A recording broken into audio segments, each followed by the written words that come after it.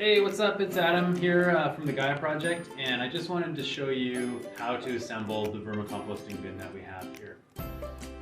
So as you can see here, once you open up the vermicomposting bin, there's a few different items within it, and one of those are 4 different legs where you would actually just be putting them into the holes in the bottom here, and then coming from the top with a screw which is provided. You're going to have to get your own screwdriver, and that's on a Phillips head, Phillips screwdriver.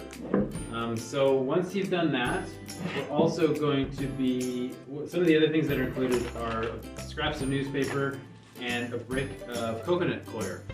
And this is what is going to be really good for the worms you're going to put in there, and also a tap which you would be screwing onto the bottom here.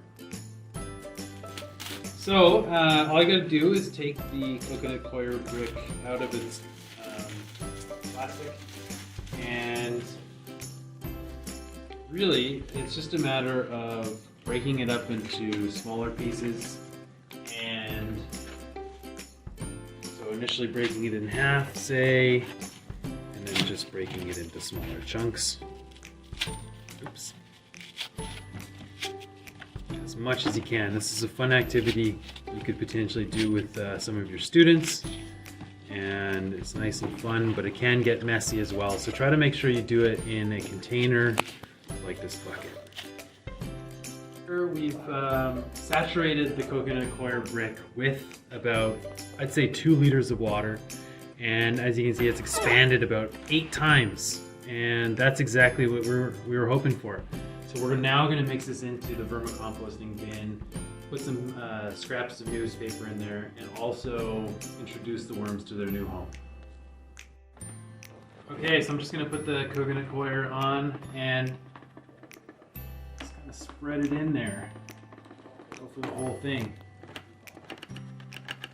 And this is probably, and you probably don't need to use the whole brick right away, honestly.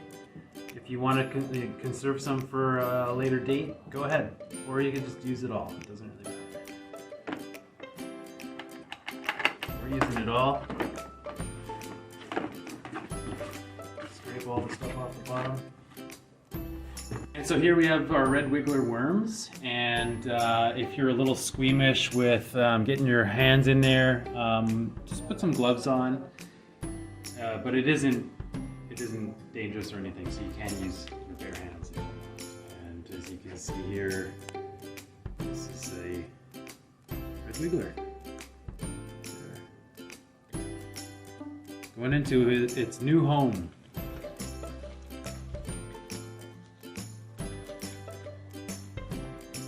And really, you don't need a whole lot of worms to get started, because those worms will inevitably multiply over time.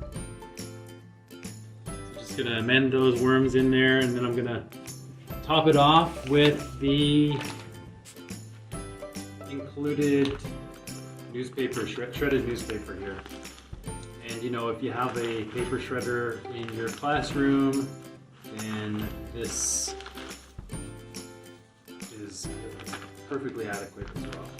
Leave it, and it's probably be a good idea as well at this point to just spray it until it's also quite saturated and moist.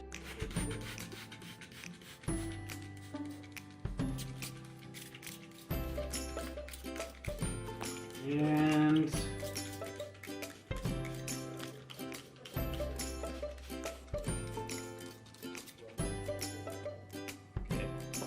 okay, now that I've soaked the paper shreddings in a little bit with the spray bottle.